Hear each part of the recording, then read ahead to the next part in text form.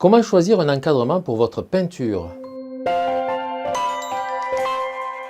Salut, c'est René, je suis très heureux de vous retrouver dans cette nouvelle vidéo dans laquelle je vais vous expliquer, je vais vous donner des trucs qui vont peut-être vous aider lorsque vous aurez à choisir un encadrement pour votre peinture. On va choisir la forme, on va choisir la couleur. Alors ça, c'est une vidéo que je fais à la demande de Philippe. Il avait suggéré ce sujet dans l'espace de commentaires sous une vidéo, puis c'est pour ça que je la fais et que je la fais pour vous. Alors avant de commencer, je vous rappelle que vous pouvez cliquer sur les liens qui se trouvent dans la description sous cette vidéo pour obtenir gratuitement des mini-formations. Pour vous inscrire, c'est simple, vous cliquez sur le lien et puis vous allez arriver sur une page avec un formulaire. Vous rentrez votre prénom, votre adresse email et vous allez recevoir les emails pour aller voir les vidéos une par une, puisqu'il y en a où c'est une vidéo par jour pendant 5 jours ou pendant 6 jours. Il y en a une autre où vous allez avoir toutes les 6 vidéos dans la même journée. Donc c'est entièrement gratuit, profitez-en, puis c'est là pour tout le temps. Vous pouvez aller les voir aujourd'hui, dans un mois, dans un an, il n'y a aucun problème. Alors tout d'abord, il y a une question qu'on se pose, c'est faut-il encadrer ou pas une toile, hein? Il y a des personnes, moi je le vois à l'atelier, qui disent « Ah ben je ne veux pas l'encadrer, je vais peindre les côtés, puis ça suffit ». Si c'est une toile au profilé qu'on appelle galerie, donc des profilés profonds qui sont épais, ces toiles-là ont été conçues pour justement éviter d'avoir à les encadrer. Ça se prête surtout pour on va dire la peinture contemporaine, les toiles abstraites. Donc à ce moment-là, ce sont des côtés de toile qui n'ont pas d'agrafe, il n'y a pas de clous, c'est lisse, c'est propre, c'est épais, on peut le peindre et à ce moment-là, on n'a pas besoin de l'encadrer. Les toiles galeries, est-ce que ça s'encadre? Oui, ça s'encadre aussi, ça peut rentrer dans un cadre flottant ou un cadre standard, il n'y a pas de problème.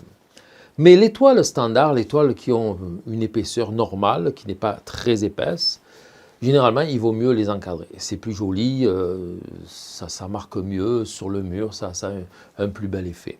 Alors, pour trouver un encadrement, donc, il faut d'abord comprendre la composition d'un encadrement. Il y a la moulure, il y a la Marie-Louise et il y a le filet. Ce sont les 3 éléments qui composent un cadre. Dans la moulure, eh bien, il y a des moulures travaillées, il y a des moulures classiques, il y a des moulures lisses, il y a des moulures en bois brut, en bois teinté, il y en a qui sont dorées, il y en a qui sont peintes en couleur, il y en a qui sont en profondeur, où on va voir le tableau très profond à l'intérieur, il y en a au contraire qui sont en relief, la moulure sort vers nous. Et la Marie-Louise, alors la Marie-Louise, il y en a en stratifié, il y en a en tissu, en coton, il y en a en lin, il y en a qui sont peintes. Il y a des Marie-Louise qui sont taillées en biseau sur les côtés. Il y a des Marie-Louise qui sont assemblées avec des angles à 45 degrés, comme la moulure elle-même. Mais il y a aussi des Marie-Louise qui sont en un seul morceau. Et il y a le filet qui généralement va se mettre entre, soit on le met entre la moulure et la Marie-Louise, soit on le met entre la Marie-Louise et le tableau. Mais généralement, c'est plutôt entre la Marie-Louise et le tableau, parce que, à moins que souvent, ça peut arriver qu'il y ait des Marie-Louise avec le filet incorporé, mais sinon, il vaut mieux le mettre là. Mais il y a différentes façons de le faire.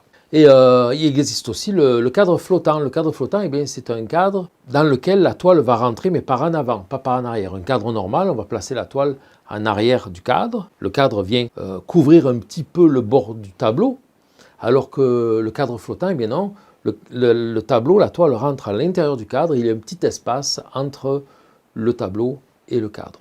Ça, c'est le cadre flottant. Il y a d'autres noms, je pense, cadre tombeau aussi, il me semble qu'on appelle ça.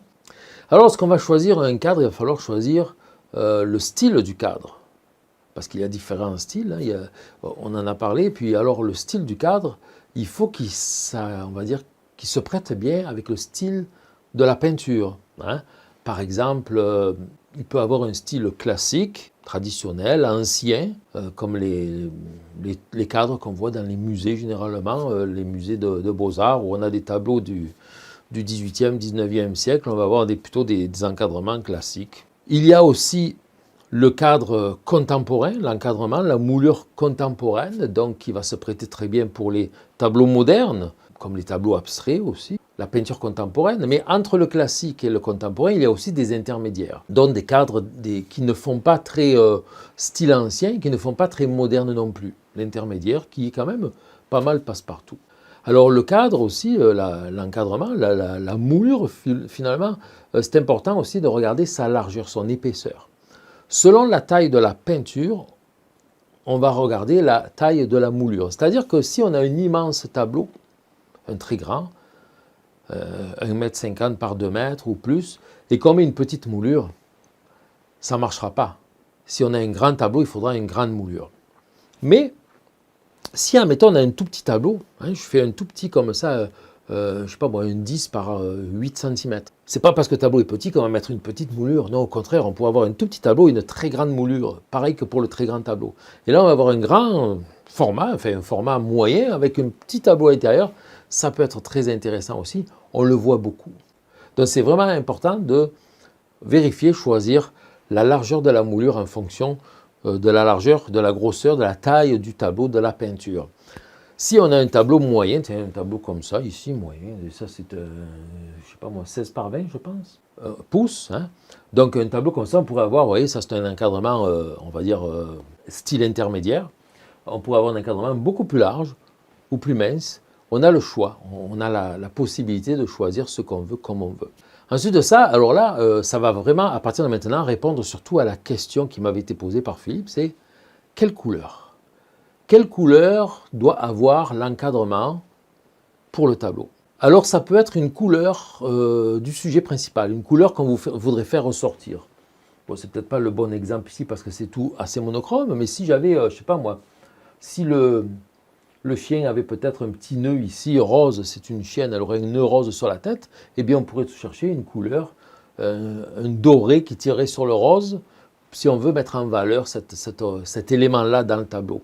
Donc on va regarder le sujet principal, il est dans quelle couleur, et on pourra aller chercher cette couleur sur l'encadrement. C'est sûr que si, comme je dis, si admettons un petit chapeau rouge, un personnage avec une chemise rouge, on ne mettra peut-être pas un cadre rouge, mais une dorure peut être colorée, une dorure teintée, on pourrait aller chercher une dorure plutôt rougeâtre, ou mettre un bois acajou qui est plutôt rougeâtre, vous voyez, et comme ça va rechercher un petit peu cette couleur-là.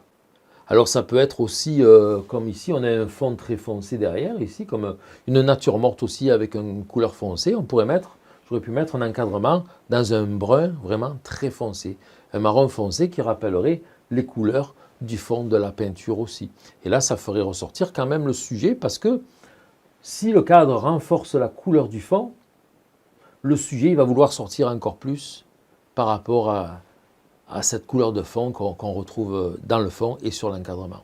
On peut aussi aller plus moderne, plus contemporain, prendre un cadre en métal, un métal mince qui reprendrait la couleur aussi du fond du tableau par exemple.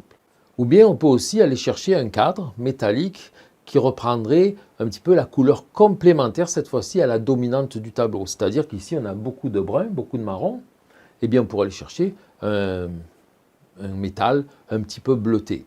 Ça peut être argenté aussi, vous voyez, puisque c'est froid, un peu comme le bleu.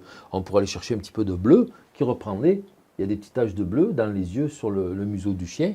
Ça reprendrait un petit peu cette couleur-là, mais c'est parce que ça ferait une couleur complémentaire de la dominante qui est brun, marron, et donc ça ferait beaucoup plus ressortir le côté coloré de ce tableau.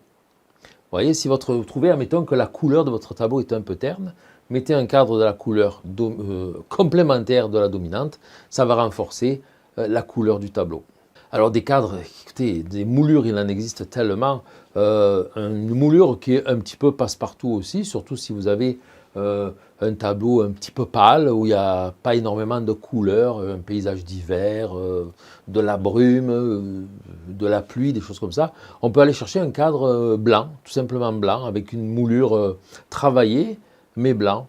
On peut aussi, selon le cas, aller chercher un cadre en bois, un bois brut, mais un peu comme c'est ça ici, vous voyez, mais dans le style de ce qu'il y a dans le tableau. Par exemple, si vous avez peint une grange, allez chercher un cadre dans une couleur de bois de grange, vous voyez. Si vous avez fait un bateau en acajou, allez chercher de l'acajou pour mettre sur l'encadrement. Un bois qui rappelle le sujet qui est à l'intérieur. Puis, il faut savoir aussi que, d'une manière générale, le doré est bon pour tout. Le doré habille absolument tout. Donc vous pouvez aller chercher un doré qui va être plutôt cuivré, plutôt vraiment or, un petit peu plus bronze. Il existe différents tons de doré. Et dans tous ces tons-là, eh bien, on va certainement trouver celui qui va aller le mieux avec le tableau. L'idéal, c'est toujours d'aller dans le magasin d'encadrement avec la toile, apporter la toile et de le présenter en arrière des encadrements, l'essayer en arrière de celui-ci, en arrière de celui-là. Ou bien des fois, ils ont simplement des coins qu'on appelle. Vous mettez le coin en haut du tableau ici, vous en mettez un autre là-bas, vous regardez ce que ça donne, on se recule, on regarde de loin. On en essaye plusieurs, des combinaisons, la moulure, la Marie-Louise, le filet, ce sont 3 éléments qui vont nous permettre de faire des combinaisons différentes et de chercher et de trouver finalement la moulure, la Marie-Louise et le filet qui nous plaisent le plus. Alors, on n'est pas obligé d'avoir les 3. On pourrait avoir juste une moulure sans Marie-Louise. On pourrait avoir, donc comme ici, la moulure et la Marie-Louise. Il y a des Marie-Louise comme ici qui est assez mince. Il y en a qui sont beaucoup plus larges. Il y en a qui sont vraiment très larges. Il y a des moulures minces et des moulures beaucoup plus larges aussi. Et le filet est toujours mince, mais le filet, il va être d'une couleur, généralement, qui correspond à celle de la moulure. Donc si on voit ici, pour vous montrer un petit peu, nous avons une Marie-Louise ici avec une coupure en biseau ici, là, vous voyez, à 45 degrés. Donc ça, c'est vraiment une petite Marie-Louise en mélamine qui a été coupée. Et elle est très blanche, voyez-vous. Ici, j'ai un autre tableau, voilà, avec une Marie-Louise qui, elle, n'a pas de coupure ici. D'ailleurs, on le voit mieux à l'endos. Voilà, vous voyez, la Marie-Louise ici n'est vraiment pas coupée. Et là, vous voyez que la Marie-Louise ici, elle a été brochée, elle a été agrafée, elle est vraiment coupée. Cette Marie-Louise, elle est un peu plus crème, elle est moins blanche que celle ici, vous voyez. Cette Marie-Louise ici, elle est beaucoup plus large. Et nous avons ici un petit filet, voilà, vous voyez, un petit filet ici, qui reprend un petit peu la couleur de l'encadrement. Voilà, ça c'est un cadre doré, quand même une moulure assez large. Voilà une reproduction d'un tableau de Van Gogh. Alors ici nous avons une moulure qui est vraiment très très mince, vous voyez, très fine.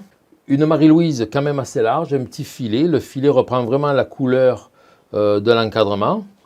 Et la Marie-Louise ici, elle est en mélamine, mais elle n'est pas coupée non plus d'un seul morceau. Alors vous voyez vraiment, même si le tableau est quand même grand, j'ai quand même mis une petite moulure, pas très grosse, mais ça aurait vraiment supporté une moulure beaucoup plus grande que ça, il n'y aurait pas eu de problème. Je dirais même que ça aurait renforcé ça aurait renforcé l'image du tableau. Ça aurait donné plus d'importance, de profondeur aussi, parce qu'on aurait l'impression de rentrer dans le tableau. Et là, le doré vient se prêter avec tout ce qui est un petit peu jaune-orangé à l'intérieur du tableau, même la couleur du sable, si on veut. Ça se prête assez bien. Alors, c'est toujours difficile. Moi, j'ai toujours eu de la difficulté, honnêtement, je vous le dis, à choisir une couleur, un encadrement pour mon tableau. C'est ce que je fais, je m'en vais au magasin, chez l'encadreur, avec ma toile, et je demande des conseils. Et à ce moment-là, la personne va me suggérer tel ou tel encadrement en fonction de l'image du tableau et va me donner des conseils. Ah ben tiens, ça fait ressortir plus ceci, ça fait plus ressortir cela. Et là, ça permet de choisir. C'est vraiment que c'est pas évident. Mais ce qui est important, surtout, ça c'est à se rappeler, un dernier truc, ne jamais choisir l'encadrement en fonction des murs de la maison ou des meubles. Parce que les murs, les meubles, un jour on va repeindre les murs, on va changer les meubles, ça va changer, alors que la peinture, si c'est un beau tableau, un tableau de valeur, vous allez certainement le garder. Puis le tableau va peut-être aller dans d'autres pièces aussi, va peut-être changer de propriétaire, et donc ça ne sert à rien d'avoir choisi avec les meubles s'il s'en va dans une autre pièce, par exemple, vous voyez. Donc c'est vraiment, on choisit l'encadrement par rapport seulement au contenu de la peinture. Voilà, donc j'espère que ça répond à la question de Philippe et j'espère que ça va vous aider, à vous toutes et vous tous, lorsque vous aurez à choisir un encadrement pour votre tableau. Alors je vous rappelle que vous pouvez cliquer sur les liens qui sont dans la description sous cette vidéo pour obtenir des mini-formations gratuites. Si vous avez aimé cette vidéo, merci de la liker, de la partager. Abonnez-vous à ma chaîne si ça n'est pas encore fait et n'oubliez pas de cliquer sur la petite cloche pour être avisé lorsque je mets des nouvelles vidéos. Si vous avez des questions, des commentaires, des demandes pour des prochaines vidéos, marquez-les aussi dans l'espace de commentaires sous la vidéo. Merci beaucoup et à bientôt pour une autre vidéo. Bye bye.